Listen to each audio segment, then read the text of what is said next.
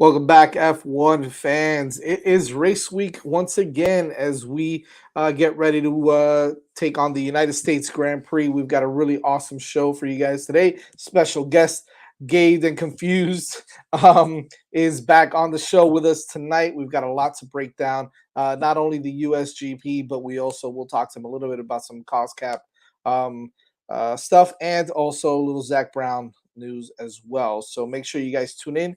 Keep a lock for hitting the apex. It's lights out. Let's go.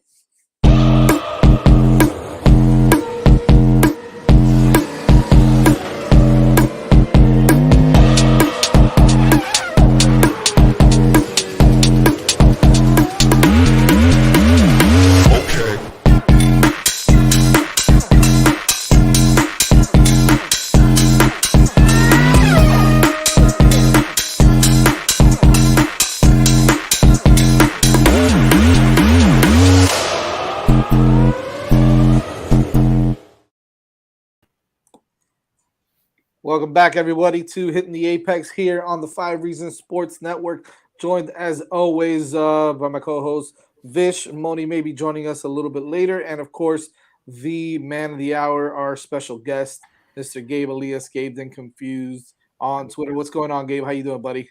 Hey, everyone. How we doing? Nice to be man. back. Awesome. Yeah, we got the United States Grand Prix, baby, over in Austin this weekend. Finally, some racing again after a couple weeks off after the Singapore GP. Vish, how are you, my friend? I'm good. Awesome. Season's winding down. I only said hello to Gabe. I have to say hello to you too, man. I mean, we do too much crap together. I know we do too much already. I'm just like, yeah, that's that guy Vish, whatever. But before we get it going here, let's give a special shout out to our sponsor of the night. It's You Brake Wheel Fix. Check them out. They're really, really cool, man. You Brake Wheel Fix repairs damaged wheels from curb rash, cracks, or bends, all under one roof with in-house powder coating, CNC machining, and polishing. They also offer new custom wheels and tires from your favorite brands such as Vossen, Forgiato, Fuel Off-Road, and more. They now even offer no credit check financing up to $5,000 for a new set of wheels. Fast turnaround times on all repairs, and they even provide loaner wheels in many cases. You Brake Wheel Fix is your total automotive wheel solution located in North Miami, right off of Biscayne Boulevard and Northeast 146th Street. Check out some of their great work across all social media platforms from Instagram to Facebook at You Brake Wheel Fix. That's the letter U, Brake Wheel Fix, or online at youbrakewheelfix.com. You can even give them a call, 305-748-0112. That's 305-748-0112 and schedule your appointment today. You Brake Wheel Fix, changing the way you see wheels. All right. So I got to ask before we move off this. So yeah. I was just scrolling down here and... Is that Ron DeSantis there on the left? Well, that was not where I was going with this. I'm talking about this dude right here in the middle. I saw it small, so you know. So do you think his wife actually curb rashed his BMW, or you think he did it and blamed it on his wife? Because I'm feeling, I don't know, like, why would you start your review with "my wife did it"? First of all, my wife did it. Don't blame your wife. I feel like he's passing the buck here. He did. I think he did it. That's funny. Anyway. On to more serious matters. When I saw that, I was like, your wife's driving an M3 and curb rashed it, and you took it to You Brake Wheel Fix. I'm not buying that. I think you curb rashed it. Hold on, I gotta address something before we get going from Evan, one of our chat degenerates. What's going on, Evan?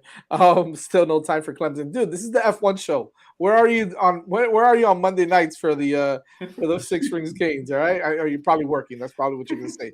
You're probably the game time will be 2 weeks out or 6 days. Yeah, so that'll be when's the date? November 19th. So we won't know till probably the first week in November. Yeah, they either do it 2 weeks before or the week of. Sometimes they put it on a 6-day hold. So. I know that's tough for you guys over there because we're planning a watch party, Gabe, over at the Ale House, by the way. So if you're in town, if you're around, if you're in the hood, come over, man. Hang out with us. So do that. A watch party for Clemson. We're also doing a walk for Alzheimer's. It's the Alzheimer's Walk, November 19th as well, and we'll be posting some links. I post every once in a while on Twitter for that as well. We'll be doing that walk. Yeah, it's at FIU. It starts at FIU, I think. I don't know where it goes. But... Is it at FIU this year? It's not at Bicentennial anymore? I have to check. I don't even know. It's at FIU, I think. It is. Okay, cool.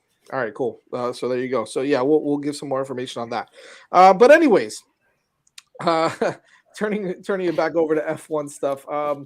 We've got a lot of things going on right now. Obviously, we spoke a little bit a couple weeks ago and last week on the cost cap situation, all the any potential fines and this, that, and the other, and what would happen.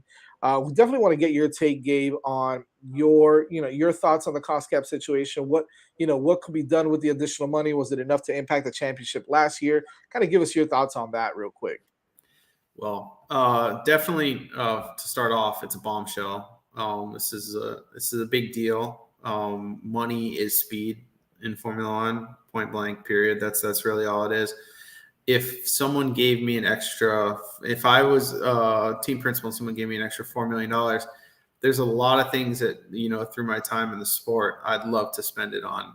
I can give some really good examples, but that's not an insignificant amount of money. For instance, if you're taking engineers at an average salary of 40,000 pounds, that's a lot of extra headcount if you need. And you're also thinking not just engineers, support staff, computer programs, even just spare parts, things like that. All these things cost a tremendous amount of money.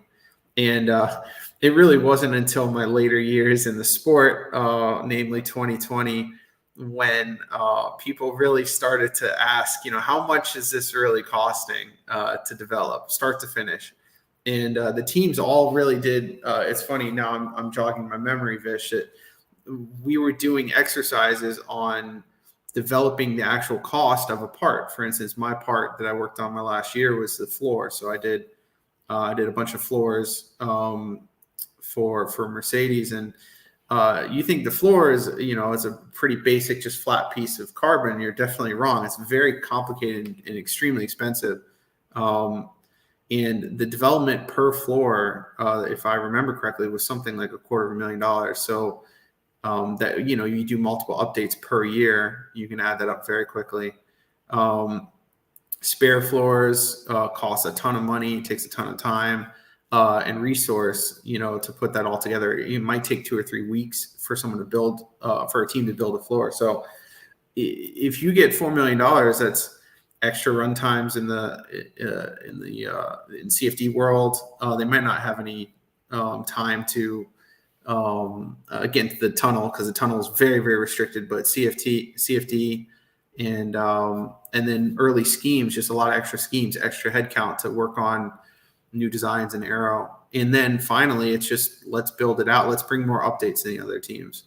Like I said, you're talking $250,000. You add that up, you can bring so many other little updates that might cost upwards of $2 million in total for the season. But that extra $2 million is just, that's all you need. That's extra, could be 20, 30 milliseconds per lap. And that's all you need to win that championship at that point.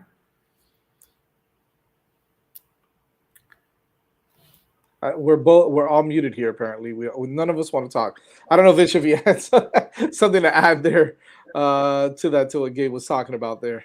Yeah, I guess so. The range of minor breach is the technical term they use. Could be anything from like $1 over to, right, I believe, based on last year, it was close to 7 million. So how low is low enough where you say it wouldn't have been a substantive impact? Like, is like $100,000 a big impact? Like, where's the cutoff? Because we don't have information. They haven't released any information other than that there was a minor breach. Right. The figures were all rumored, I guess, so far. We haven't actually seen an actual figure. The rumor was in the millions, but right. And I think everyone I've heard, and you kind of confirmed that is significant. Right? That's a huge difference. Like $1 million is a huge. But I guess is there a range that Red Bull could have violated in where it's kind of like whatever? Yeah. You could say that anything under 250K is probably come out to the wash, because here's the thing, all the teams are they're kind of bullshitting you BSing you when you think about these cost caps. These companies have started, they anticipated the cost cap coming into play, and all the teams have started to open up, we'll call it advanced engineering houses, side businesses that exist to make a profit for the team. But they also they're fully staffed with engineers, with resource. They have their own budgets, and there's very murky. I would call it a murky divide between those two. Ferrari has this, Red Bull has this, Mercedes, McLaren. Even Williams has their own advanced engineering group. If they were really coming up on their limits, their financial limits, there's plenty of ways, I think, to get that last 50K spend that they need to bring an update to the track.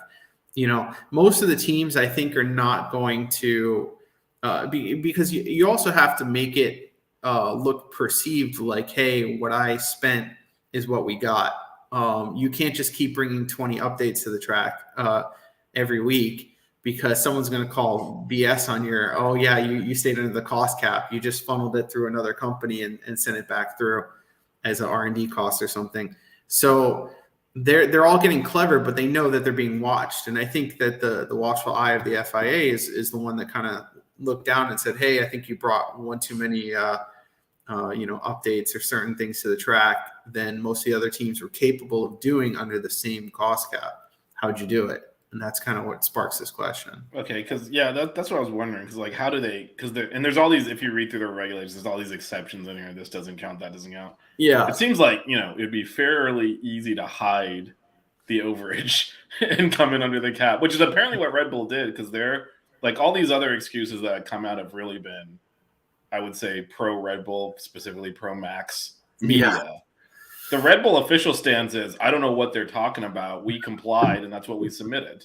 Right. We submitted books that were compliant. So, but we don't know what's going on here.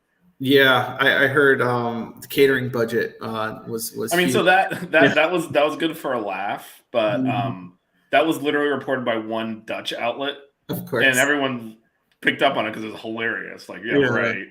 But like that. I think, it's worth reiterating how budgets work. If everyone else used part of their budget to pay for food and Red Bull didn't count it, they had more money for car development. So it's still cheating. Like, it doesn't matter where the overage came from. Exactly. And I worried that the budget cap was actually going to end up bringing wage suppression in, for a lot of the engineers and the support staff. It would lead to things like, just pay stagnation. They'd go 5-6 years without a raise, even though inflation's coming up, because the teams will be constantly trying to extract as much money for performance as possible. And if they get really strict and tight on spend, and the financial accounting that goes into this over the coming years, it really is going to make the sport a tough place to work. Just in my opinion. That was going to be my question, because since you come from that world where it would be you all that would be affected essentially, right? If something like that were to happen. And what they don't realize is the people that are building these really expensive cars, right? Yeah. That they're spending all their money on and taking it away from the people that are actually supposed to be building these really, really great cars. So it's kind of it's interesting to see how that would kind of go over. I mean, let's say you were still in the sport and you were still kind of working for Mercedes, whoever it is, right? How would you feel about something like that, like from a personal perspective, if something like that were to happen? It would be tough, and I'm pretty aware of a couple teams that had no raises this past year, in spite of record inflation and cost of living increases and stuff, and you just really feel for them. Mercedes cut upwards of 20% of their workforce to get under the budget. Because they had there was published financial data during my time in F1 that said, and I remember reading it just being like, oh gosh, it was an Autosport, and it said something to the effect of like Mercedes payroll was Force India at the time's entire budget. That was just payroll, so wasn't car spend, anything. It was just insane, and I was like, holy moly! So once they start really ratcheting everything down, you can imagine that there's a lot of people let go. A lot of my friends and former colleagues had to get let go. And that's one of the reasons Total Wolf was so irate about this, and some of the other, like, basically we're talking about it's really Ferrari, Mercedes, and Red Bull that could easily, without feeling it, go over the cost cap. Absolutely. So he's saying justifiably, like, we had to fire people. Like we had to let friends go because we could not afford them under the budget cap, and these guys are just violating it. Yeah. Like I've had to let people go. Those are hard conversations. You know, They these people suck. you're friendly with, and you had to do it to fit under this cap, and then Red Bull's just like, forget this. Right. So- That's one of the things. And then, another thing that was kind of interesting is I believe it's the top 3 executives in the company are also outside of the cost cap, which is kind of. Yeah, and the drivers as well, I believe. Drivers, yeah. It's well, but part of that is also they're under international law a little bit, and so you can't just restrict salaries. Yeah. So they would have gotten into big trouble if they tried to fit salaries that marketed so far above what they're paying and saying, no, it's under our cap we just made up. That's why the drivers, for example, aren't under there. It'll never. That's why there's no salary cap in European sports. It's illegal. Oh, because the European Union will throw it out. They don't have collective bargaining agreements in most European sports. Yeah, no, the whole concept of having a collective bargaining agreement, unionizing, negotiating with the league, and making the cap legal is not something they have. Yeah. So that's why even like for Spain, where they do like for soccer, where they do have they have budget rules where like the league determines how much they're allowed to spend. They don't restrict how they spend it. You can still spend it all on one player if you want. Because it would be illegal to do that. So they brush up against it. And like you said, it's always the people the people in the middle that get squeezed on that, and that's what happened. So I think Mercedes' solution was frankly they had to let a lot of people go, versus I'm sure some other, like you said, did no raises and probably cuts too. A lot of teams picked up, Mercedes let people go, but teams like Aston Martin, Williams, McLaren, they picked up a lot of the fallen fruit, we'll call it. And, they're able to pay good salaries because they had a very low headcount. And I think over time, what you're going to start to see is there's a bit of a proliferation of talent across the grid where it's not all going to be concentrated in those big 3 teams. It's going to have to spread out, and you'll see some very clever guys and girls spread across the grid, and probably see some increased performance in places you weren't expecting from different teams. I think this is actually a perfect segue to a lot of stuff that what we're all talking about, but also what Evan mentioned here towards the end is kind of what Zach Brown is talking about a little bit here. I mean, he mentions a bunch of stuff in the article that was on ESPN a couple days ago, where he mentions that the violations constitute cheating, right? We've spoken a little bit about that, significant advantages across the technical, sporting, and the financial regulations. So this is a quote that he something that he said in that article. We don't feel a financial penalty. Quote, we don't feel a financial penalty alone would be a suitable penalty for an overspend breach or a serious procedural breach. There clearly needs to be a sporting penalty in these instances as determined by the FIA, close quote. I think the biggest thing before we kind of move on to some of the suggested penalties that he has is, do we agree with that, right? Like, is that something, because we can kind of relate it to other sports, right? We can relate it to football and Deflategate and this, that, and the other, and how they gain competitive advantages there. I don't know if the financial is equivalent to anything on like in these other sports. So that's where I think I find a little bit of a difference where I can't really relate it to, what Tom Brady did with footballs. I mean, that affected, quote unquote, could have affected play on the field, but how does that affect it from a financial standpoint? So I don't know if it translates right, but do we agree with what he's saying there in that little snippet? Yeah, I think so. My opinion is some of the penalties should be levied in the technical frame rather than monetary. You can do a lot with some of these tools.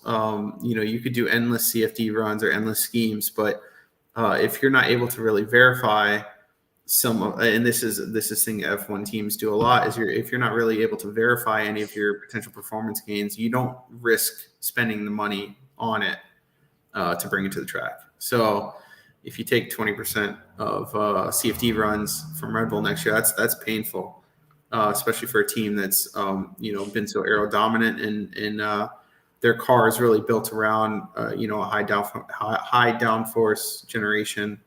They're going to want those runs. Those are gold to them. So I would say I can agree with the punishment. Whether or not that's levied is yet to be seen, right? Yeah, that's a whole different story there with the FIA. Mitch, what are your thoughts on that?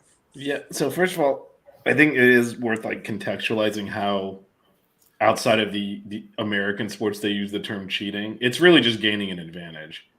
Like they use it in soccer all the time. If someone like uses their hands and doesn't get caught, like we wouldn't call that cheating.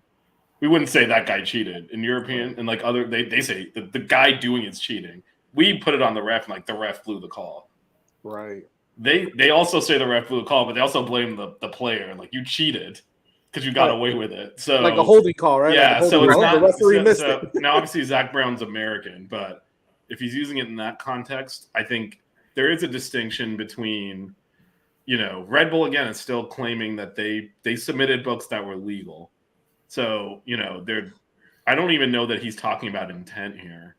And like if they intentionally, that's a whole other thing, right? If now with that said, I don't know that matters if they gain the advantage, which they would have. And in terms of this penalty, I don't know that it's enough. Just because, and Gabe can probably clean this up if I'm wrong, but they gained an advantage. Probably won the championship last year because of it. That carries over into this year because not all the stuff they're spending last year that went over was for last year's cars. Some of it went into this year's. They won again now. And now you're penalizing them going forward, which should ostensibly allow other teams to catch up. They still got away with it. Like That's it's almost the like tricky part. they collected their multiple championships and now, over time, because we're penalizing you, now the other teams can catch up. I don't know if that's enough. I do think we need to know the amount. Obviously, that matters. If they're like if they're like at 7 million, that's totally different than 70,000. So, I mean, but to me, if you don't, that's almost letting them get away. I think they would bite your hand off for that. As painful as the 20% reduction is, if you told them 2 years ago, hey, you can gain advantage by cheating, win multiple championships, and then take a 20% reduction the year after that, everyone would have signed up for that. Mercedes would have done it too. So I don't know what the right answer is here, to be honest. It's difficult. Well, okay. So before Gabe, before anything else, here's another, because he did mention that, right? Zach mentioned the 20% reduction in CFD. However, he also said that he suggested a team in breach should have their cap cut in the year after the ruling with a penalty equal to the overspend plus a further fine. So $2 million overspend in 2021 would mean $4 million less in 2023. Does that make sense? Would you guys agree with that? So the one thing I say about the financial penalty is it's hard to judge what is a potential gain on track versus a realized gain. So like I could spend, let's say I spend $1 million developing a rear wing, start to finish, all the way CFD, manufacturing, bringing 3 spares to the track, all of that. Spend $1 million. It could get to the track and not do any work. It doesn't make the car go any faster. So it's hard to say definitively this for Vish. If like they spent $4 million over, it's hard to say like $4 million equaled 0.2 of a second in Abu Dhabi. I can't say that definitively. However, it does give you a very good shot at getting some more performance on the track. That being said, as far as cheating in motorsport, especially when the context of cheating in Formula One used to just be centered around technical regulations, it happened all the time. It was very rampant, and it was like playing a game of whack-a-mole. My job was to find all the holes in, like Swiss cheese in the technical regs, and it's not cheating unless you get caught, and that's really just how it is in motorsport.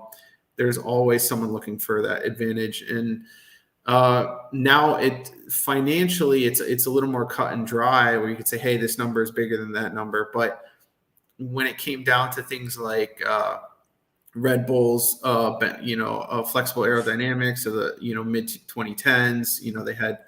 They had collapsible bibs, blown exhausts. There was just so many very interesting ways to skirt the technical regulations. All teams did it. You had the front rear interconnected suspension. When I was in F1, there was a bunch of stuff where we were like working on things in order to either see if another team was cheating or skirting the technical regs, or to help us do the same. And now it just has a number attached to it. So in theory, a team could like spend less money, come up with something really clever, and go just as fast. It's just more difficult. Money is the equalizer. Yeah, but I think that the difference between what you were talking about is there are prescribed tests, right? And that's what you use to try to get around it. Well, this violates the spirit, but not the technical. If you actually fail the test, you'd be disqualified. They fail the test. And we've seen this over time, right? When you do actually get caught, aka like they do tests on these things. Like, the Red Bull flexible wing was famous because they would hang weights off of it and it wouldn't flex in the test. And under driving conditions, it would basically scrape the ground. It was flexing so much, like there's no way that's legal, but it would pass the test, right? And so that's one of the more famous ones, right? So now, if they actually failed the test, the wing would have been thrown out. So in this case, they basically failed the test. But even last year, we saw part of Hamilton's rear wing was wedged open. They threw him out of qualifying. Yep. Vettel, they couldn't get a fuel sample. They disqualified him for the race. If you fail the test, you get thrown out. And so, I don't know, to your point, it's hard to quantify what the advantage was. But my issue with what Zach Brown is saying is if he's saying this is cheating, they gained a sporting advantage, then to me, the penalty he's suggesting is not enough. Future penalties and getting the benefit of your cheating staying intact, to me, does not fit the crime. Now, if you're saying what you said, which is we're not sure what the advantage was, we know they got away with stuff, but we're not sure it actually impacted on track because we can't tell. Therefore, we're not gonna penalize the past behavior, but we are gonna punish them for exceeding it. That's more in line with, to me, what he's suggesting. Because if you're gonna come out and say they cheated, they got an advantage, they got a sporting advantage, we got to do sporting penalties. You gotta strip them of what they gained by cheating, which is championships. And I don't think anyone thinks they're gonna do that. But you can't definitively say. That's the thing, is that you can't say whatever amount of money over. They can't. They're gonna try their best, I'm sure, to paint it on something, saying, "Hey, look, you brought a new aero package for the 18th round. You beat Mercedes by 20 seconds that race. This is, that's the definitive smoking gun." But I think that's going to be very difficult, very difficult to do for them. However, like you said, if you make a car faster especially in these new regulations, if you make a car faster this year, that does translate into future seasons because the cars are going to be very similar. The engines are frozen, and there's not enough money to redesign the chassis. So a lot of teams are going to be carrying over their chassis for a year in and year out, probably 2-3 years out of each chassis design before doing a really, really significant rip up. And that means that whatever great thing they did this past winter to make this amazing car, that's going to be baked in for many championships to come. Yeah. Yeah, and that's why I don't know that reducing you're basically going to try to allow other people to catch up by restricting their future, but they're already got the head start. It's look. And also, just in terms of the whether or not they gained an advantage, obviously I have no idea. But Zach Brown's the one who said they're cheating. Yeah. So then, to me, if you're taking his view of they cheated, then to me the penalty he's suggesting isn't enough at that point. Now, if you're going to take a more holistic view of we don't know what happened, exactly what they did with it, we know they violated it, so the appropriate penalty is to sanction them down the road. Because we don't know we can't prove that it affected the championship. We don't believe it did or whatever. If you want to take that stance, that's different. He's saying they cheated. So, how can you say they cheated and then they get to keep the fruits of their cheating? That's very true. To me, that's that's the weird part to me. He's being inconsistent there. I don't think anyone wants to come out and just be on that hill of, no, take the championship away. They didn't deserve it. They cheated. So my question is, and Gabe, you mentioned this, we don't know, we can't quantify how much, while them spending all this money, how much it really helped the car per se, or because they may not be using everything that they're developing, right? However, they're still spending the money to have the opportunity to develop these parts, whether they use it or not. There may be other teams that aren't, right? And so that's where it kind of, for me, it kind of comes into play. Well, you still have the competitive advantage or the financial advantage to be able to develop these parts, even if they didn't use it or if they didn't work or they failed. You still have the option to kind of say, well, hey, do we go with this or we go with that? Whereas other teams may not have had that advantage, right? I mean, Haas, you got to go with what you're given, buddy. You know what I mean? Like, but that's where I see that it could, kind of be tricky as well. Yeah, I can agree. I think that these new rules are really going to give. I think they're going to give some good open doors to some of the smaller teams on the grid to pick up, newer members of staff with good ideas, pick up new sponsors to help, boost them up the grid. I think in theory it should work, but we'll see if it really does in practice. With the smaller teams kind of gaining that advantage, and some of the larger teams, so Mercedes, Red Bull, Ferrari, not having such a large delta year in and year out. So the start of next season, there'll be a relative performance gain. There always is with a consistent rule set. For instance, Mercedes, we'd finish the year with an estimated Barcelona lap time of X, and then we would be able to simulate and suggest that, hey, with all of our changes to the vehicle, we think we're going to go 0.7 of a second faster at the preseason test. And sometimes we're farther up the road, sometimes we're not that high, but we're somewhere. It's usually pretty good simulation. So all teams are projecting out how much faster they're going to go with the updates they're going to bring for next year. And I think you're going to see a larger delta for some of the back markers than you will for the front. Very interesting. Very interesting. The last thing I'd say on this, just in terms of like fining them, like that doesn't do anything. And it's actually kind of ridiculous. These are teams that have so much money they can violate the cost cap. The penalty for that being give us some money. Like all the big teams would do that. They're used to spending 10 times what's in this. Like they don't care. Oh, you're gonna fight us $4 million? How does Red Bull care? Yeah, like seriously, like that's not deterrent. You want to take their technical resource, whatever that means. Yeah, you got to hit at the car development. You have to hit at the actual car development or the sporting side of it. Doing a financial penalty doesn't do anything to them. Exactly. I agree. And it's actually completely stupid because you're penalizing them for spending too much and say, "Oh, spend a little more to get out of it." They'll all do it. Ferrari and Mercedes easily could have spent way over there. They didn't because they were trying to abide by the rules. So some of the smaller teams are in a different boat. But if you're going to let the big teams spend over the cap and just fine them, then that's just basically worthless. It'll come out somewhere else. They'll fire 10% of the workforce and force everyone else to work harder to make up the difference. It'll be something crazy like that just to develop at the same rate. So yeah, I think you're right that the monetary penalty is probably not the real course of action here. Moving right along.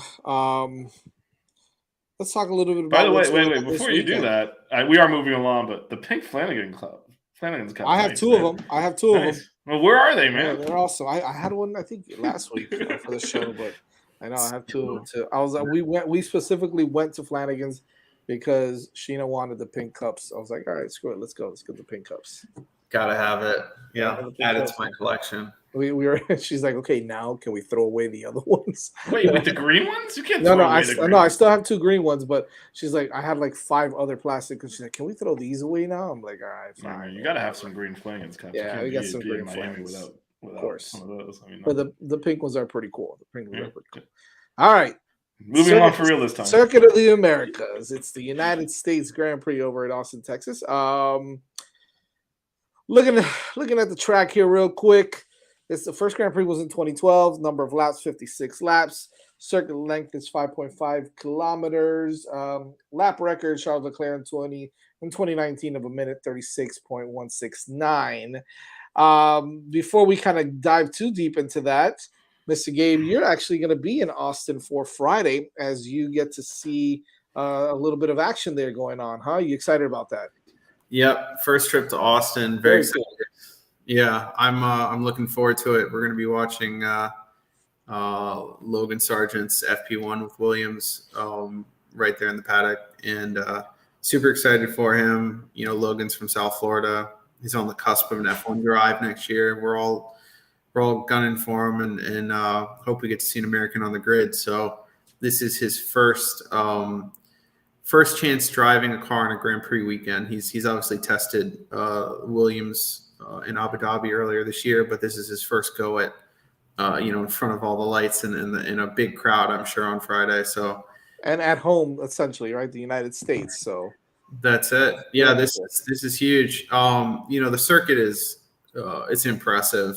So the circuit founder, Tavo Hellman's a good friend of mine, and we'll be spending some time with him over the weekend. But he drew this up on a napkin at a restaurant, and the goal, it's really, really interesting. I don't know all of the inspiration, but basically he pulled each sector is built combining his favorite features from some of the best F1 circuits around the world. So this is kind of like an all-star circuit. I believe Sector 1 is supposed to mimic kind of the S's at Suzuka. There was the little squiggly lines. Yeah.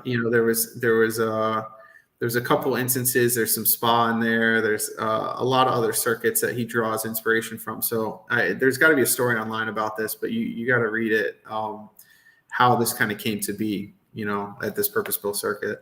I mean, clearly Sector 2 between corners 11 and 12 is Miami, obviously. Duh, right? You can see the future. You can see it, right? But you mentioned it, right? We've got, excuse me, I'm sorry, 2 DRS detection zones in this one. You've got just a few straightaways, so a few straightaways coming off some hairpins here. I think that, like you said, this is a really, really cool track. You've got the tire compound they're going from C2 to C4, so right in the middle of the range for this GP. I guess the question that we always ask here is, who this track, what team this track favors the most, what tire. I mean, obviously, we always get an idea after they do a couple of practices, which tires are kind of holding up best, which ones are not degrading as much, so on and so forth. So I kind of want to leave that till later because we don't know. I mean, is this going to be, one stopper, two stopper? That's all going to, I'm sure, depend on how they test out with the tires as well. But just looking at the track, who does this favor for you if you had to pick? And throw everything out that we all know that Red Bull's already the fastest on every track, but we're speaking in hypotheticals here, of course, Gabe. I think it's gonna hurt Mercedes. Their ability to shed downforce and go fast, is really going to be difficult. The 2 long straights here, a lot of slow speed corners, and then really nice fast section. I love 16, 17, 18. That's probably like my favorite section of the track, just because in the previous F1 cars, they're almost towards the end of the race, it's almost flat. Really, really impressive. I hate to say it, but Red Bull's the team to beat here at this track. I just think their car's killer, and their high speed, their ability to go very fast and also make a lot of downforces is going to put them over the top here. What about my Tifosi, bro? I don't know. They gave up. Stop. I know. Well, I mean, one of the things that has happened, for those that choose to not violate the cost cap, is they basically just stop bringing parts. So I mean, Toto talked about this. Like we have all these parts that we know the car can go much faster, but we can't afford to manufacture them. So there's no point in bringing them this year. So they're just going to keep driving. So, I mean, it's basically, we're stuck in time now. Yeah, absolutely. no one's really developing. So as the season gets longer, and the cost cap stays where it is, you're going to see teams kind of switch over, as the term, switch over to the next year a lot earlier. Mercedes, of course, has found a couple Achilles heels in their car, and they can't really afford to bring those changes to the circuit this year. You might see something in the end of the year if they do their spend correctly. You might see them bring like a gearbox to test on a Friday at the end of the year with a totally different suspension, something like that. That'll be for next year, and they would have fit that into this year's budget, for instance. So most of the teams know that the constructors is wrapped up, at least the top three. So I bet you they're all looking forward at this point. And part of that, did mention that, right, Vish? Yeah, and part of that spend at the end of the year, I guess, is because they leave contingency. Like if someone wrecks a car this weekend, that comes out of your budget to replace the parts, and also, so by the end of the year, they'll kind of know. All right, we over allotted our crash or our failure budget, so we have a little bit more money. We can bring some of these parts. Mm-hmm. Chassis. They'll make. Well, we used to make 5 chassis a year. They might only make 3 this year. Just so they have a single spare, or maybe 4, so they have a spare for each car. So that's it. That's, I might save them upwards of $500,000 plus right there, so teams will be looking at their spare allocation. I know they talked about that earlier in the season. All the cars that were crashing out, those teams are spending a lot of money on replacing parts. So it's not cheap. Mick Schumacher, I'm talking about you. So. I was about to say, yeah. They might have built 8 for him. Poor guy. Oh boy, I know. So speaking of you're gonna be down there for FP1. Here's a practice schedule. Just a schedule all throughout the weekend as FP1 starts off at 3 p.m. So hard sometimes with this military time or international time. 3 p.m. is FP1 on Friday, and then you've got FP2 at 6 p.m. right? At 6 p.m. Yeah. On Friday as well. So you said Logan will actually be in FP1, right? He'll actually test the car in FP1. Nice. So really excited about that. I think we'll be able to catch that somehow, which is nice. Then you got FP3 on Saturday afternoon at 3 p.m. as well. And then you've got qualifying on Saturday at 6. And then, of course, the race is at 3 p.m. on Sunday, which will be nice because I'll be done with golf and everything. So I was about to say Saturday, nice. They missed the Canes game. So yeah, they missed the Canes game too. Yeah, but I've got Gus's party. Who the hell? Well, should be able to see that though. It's at 6. It's at 6. Something good came out losing to Middle Tennessee. They got us at this 12:30 kickoff.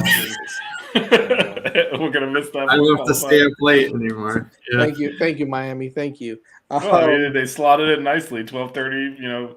We'll do the post game around 4, and then right into this. And that's it. No, it's cool. Finally, we get to kind of watch a game, a race where we don't have to wake up, at some ungodly time to watch it. So that's good. But it should be fun. Speaking of watching the weather, it looks to be pretty good, right, Vish? Meteorologist Vishnu. I mean, that's an unofficial designation. It's not supposed to rain until maybe Sunday night. So after we've cleared out, so it should be dry. Perfect. Which I know, it's become like almost cliche at these weekends with all the kinds of, maybe if it rains, it'll spice things up. Man, this rain is ruining every weekend. No, I don't want any more damn rain. I'm done with the dry tires. Let's go. Let's get a proper strategy out there. Have them actually manage it, not just wait for Latifi to bin it because it's wet. Like, let's actually have a real strategy and a good race here. I want just a normal race. Over the years, it has rained quite a bit in Austin for some reason around the Grand Prix. I can remember a couple of rainy qualifying sessions, rainy races, where it got wet, dried up. So it does happen, definitely. Yeah, just after the last several races of we're going to delay this, we're shortening that. Just nice dry race, max up the road by 30 seconds. I'm in on that at this point. I don't need the manufacturer drama. It's fine. It's fine. Yeah, we don't need any more of that. No, but I do think So yeah, the rain can mix the field up and it causes incidents and all that. But part of what I like about F1 is like, you come in the race with a strategy and you kind of don't know if it's the optimal. You have it on computer and you think it's optimal, then it starts playing out in real time. And frankly, rain takes a lot of that away because it changes everything. It shifts you out of that mode, and now you're like, all right, is there going to be a safety car? They're going to red flag this. Let me stay out longer, and it does take a little bit of that strategy away. So I like my dry race. Yeah, I'll take the dry races any day. Well, especially after the last, after Japan, it's kind of like, yes, please, dry race. Unbelievable. Drivers to watch. Drivers and teams to watch. Gabe, who are your drivers to watch?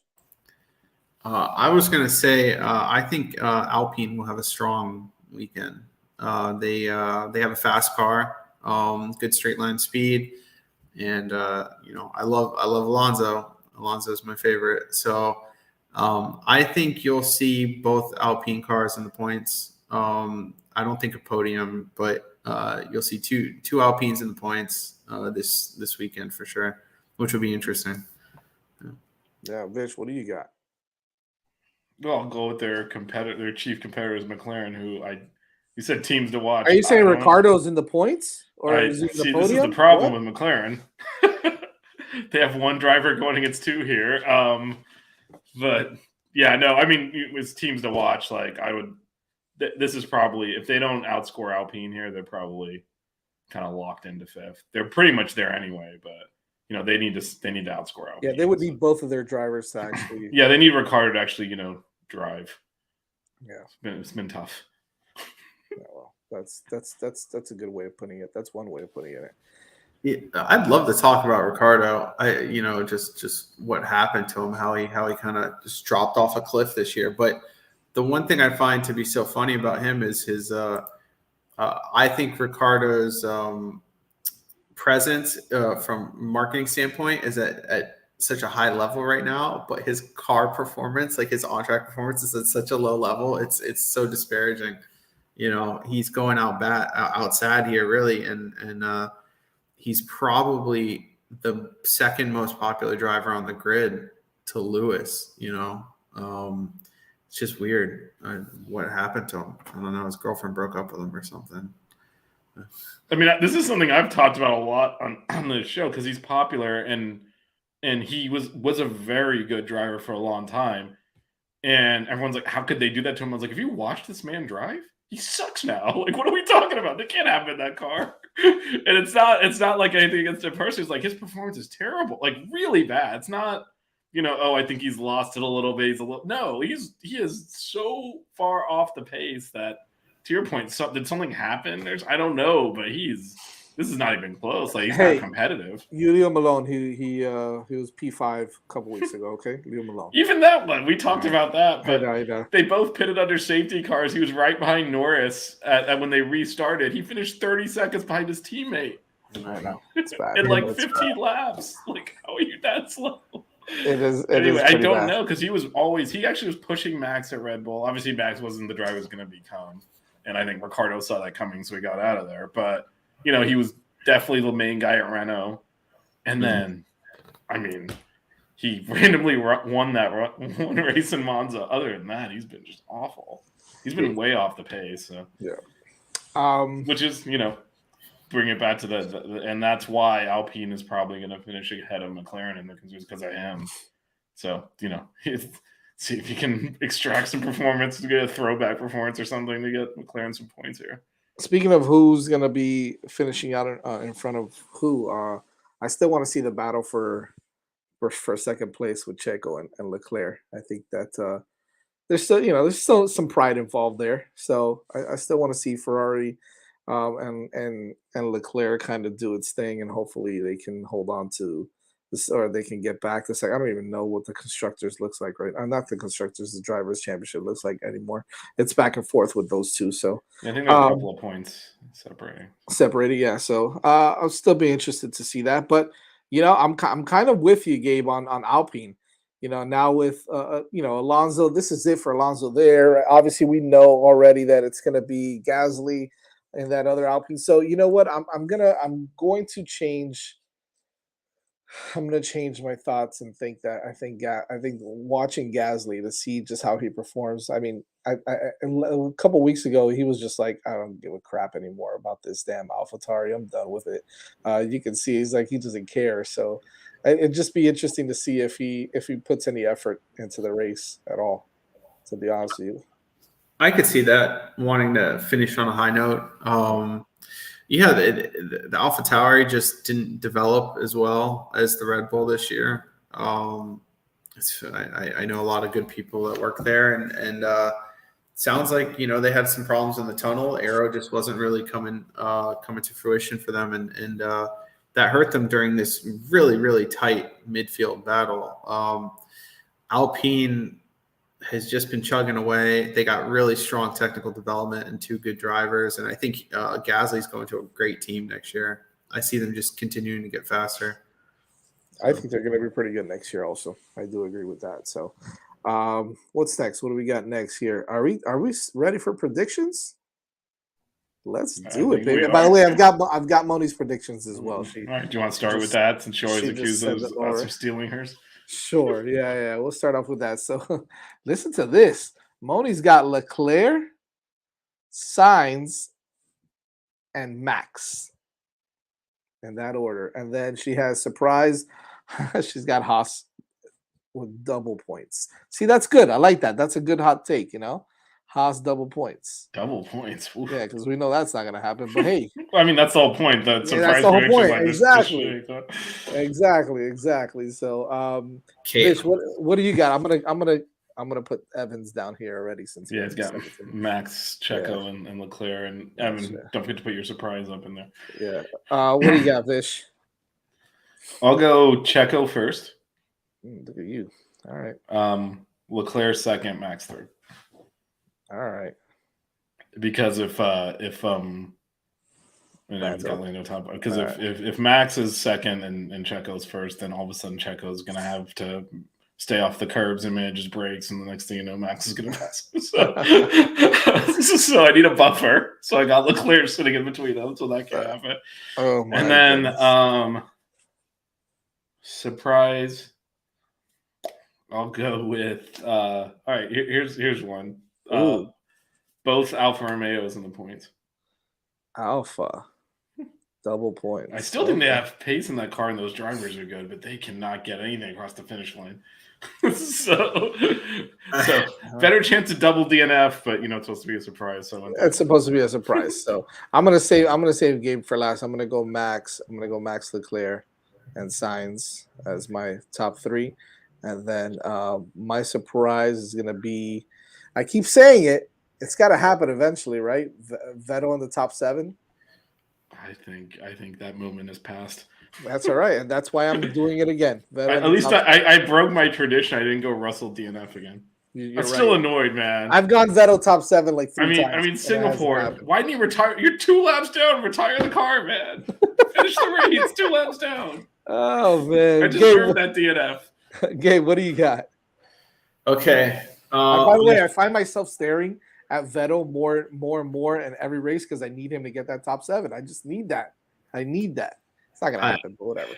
I don't know if the car's got it, but for me, Max is gonna run away with this one. So I think it's Max, Leclerc, and Russell on the podium. I think there's gonna be some chaos up front. There's he does thrive off of chaos, right? That's about the only time. That is the Russell move is to just mess up qualifying, so he goes on a long first stint and wait for chaos. And they're like, oh, what do you know? I'm in third. Exactly. That's the Russell move. And Lewis will be somewhere there complaining about it, on the radio. No. Yeah, Lewis will be like 3 or 4 tenths faster a lap, and somehow 3 spots behind him. That's exactly that's the way the season's gone. Yeah, it's gonna be something crazy. As far as my my surprise, I mean, I don't know. Two Alpines in the points, I think is a surprise. They're gonna take that 4th spot probably from McLaren this weekend. I just. I have a feeling, a hunch. Yeah, fair enough. Sounds good. I mean, listen, if any of this stuff happens, I think we've only gotten it.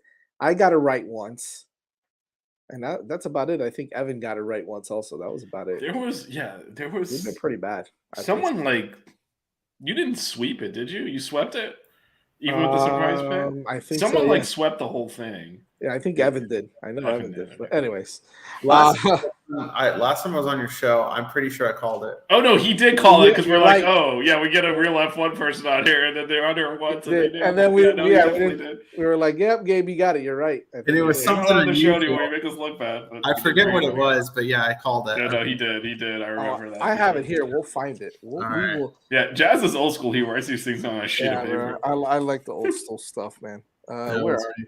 Which one was it? Do you remember what race it was? Was it Spa? It might have been Spa. It might have been Spa. Let's see. Here's Baku. Is Baku like? No, it's after. It's Baku. after that. Yep. British GP. We've got the British GP. Nope, it's not that one either. And it's not the Austrian.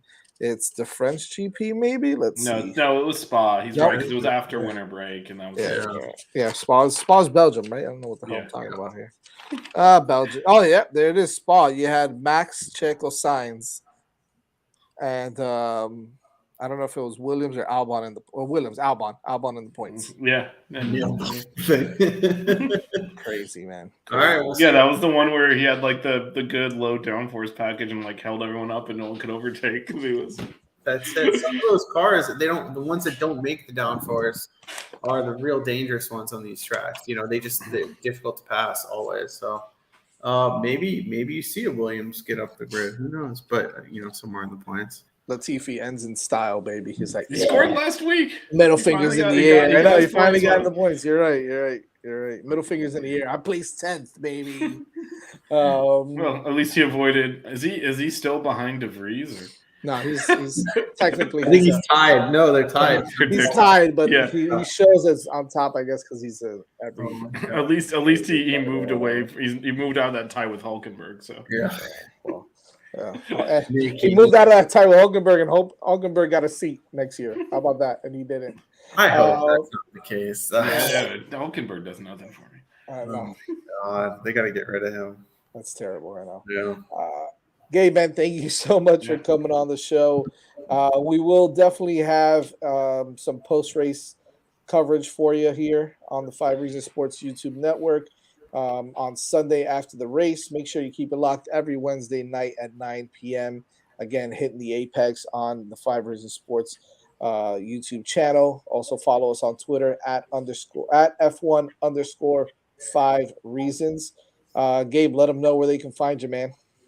At Gabe's Confused on Twitter. I'll be probably tweeting about the race during the race, just talking crap like I usually do. So find me there, and maybe you'll see me on here another time, okay? Absolutely, man. Well, as long as you're willing, we can guarantee you'll be on here again. So Can't wait. Maybe we'll have him and Elizabeth on. I mean, she's got to be there too. She's from. She'll be there. She'll be at the race. Yeah, I saw her co-out there. You know Blackstock? Okay. Oh, I know of her. Yeah.